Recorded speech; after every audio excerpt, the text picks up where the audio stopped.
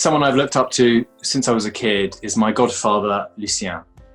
He is such an extraordinary man. He lived and was born into a family which would not have accepted homosexuality, in a country, he was born in Egypt, which still does not accept homosexuality. And he's lived a life which I could only hope to live a quarter of. He's become successful, and so what he's done with that success is share it. He has so many charitable foundations that he donates money to, that he just wants to help people. I remember when I first told him I was gay, I was 19 and we were sitting on his terrace in Paris, in his house there. I said, "I've got some news for you," and it was all very serious. And he said, I was finding it difficult to find the words, and I eventually told him, and then he leaned back in his chair and he said, "I knew you were gay, don't be so stupid." And he said, "Don't worry, you've always got me." And as it happens, that was the 14th of July, which is French Independence Day. And then there was a massive firework display that night, and all his gay mates turned up. So that was basically my coming out party at my godfather's house. But I think for me, he is an inspiration because of the length that he's been with Jean-Marc. They've been together for all these years. And if me and Alex can make it like they have, then I will be very, very happy. And to have an example in your life of someone who is gay and who's made a success of their life is so important, especially in those years when I was working it out myself. RuPaul is, for me, one of the most extraordinarily inspirational people, I think, in the world. For gay culture, I really feel like he's mainstreamed it in a way that doesn't cheapen it, but opens people's minds and their hearts up to the gay community in an extraordinary way. I think growing up, I had a lot of built-in homophobia. I think we all do. I think I had a preconception of the kind of gay person I should be when I was younger. And he took that away from me, and I'm so grateful for it.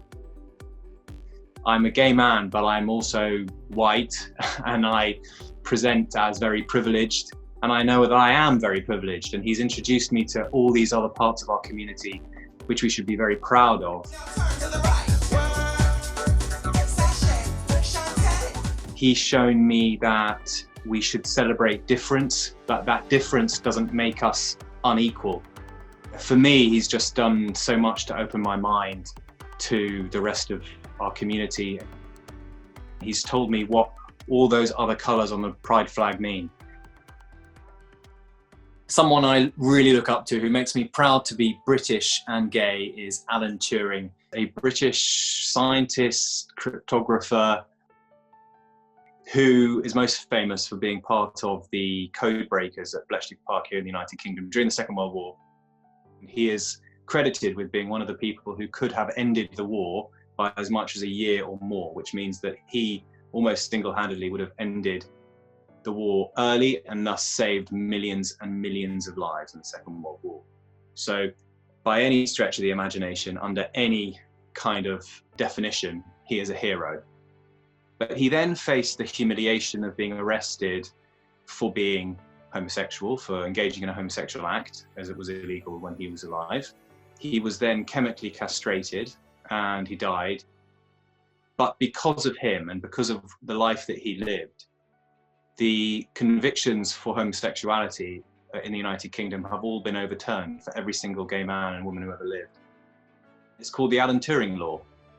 What he's done for Britain is innumerable. The things that he has done for this country, not just for the war effort, but for raising the profile of gay people, showing people the inhumanity, which is what it was, of making homosexuality a crime.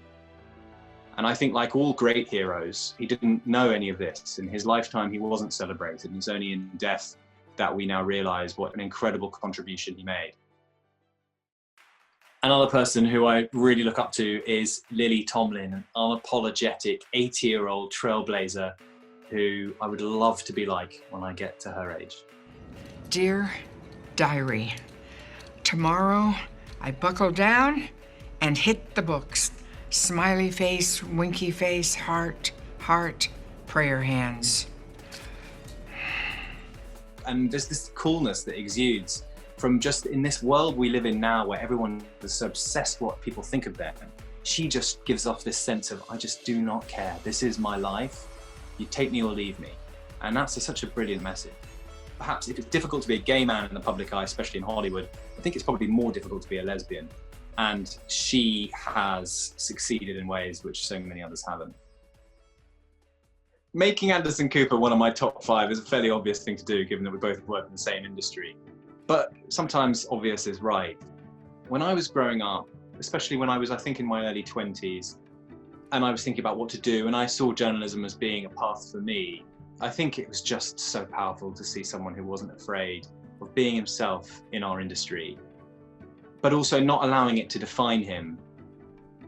He just lives his life in a truthful way. And I think that there's something really powerful as a journalist to live truthfully, because it makes you better at your work. That's why I find him so inspirational, because he helped me when I was younger realize that journalism was okay to do, and I was going to be taken seriously. It's very difficult as a gay person, I think, to untangle all your identities, knowing that you're gay, but also not wanting it to define you, being proud of it, but not wanting it to be the only thing that anybody knows about you.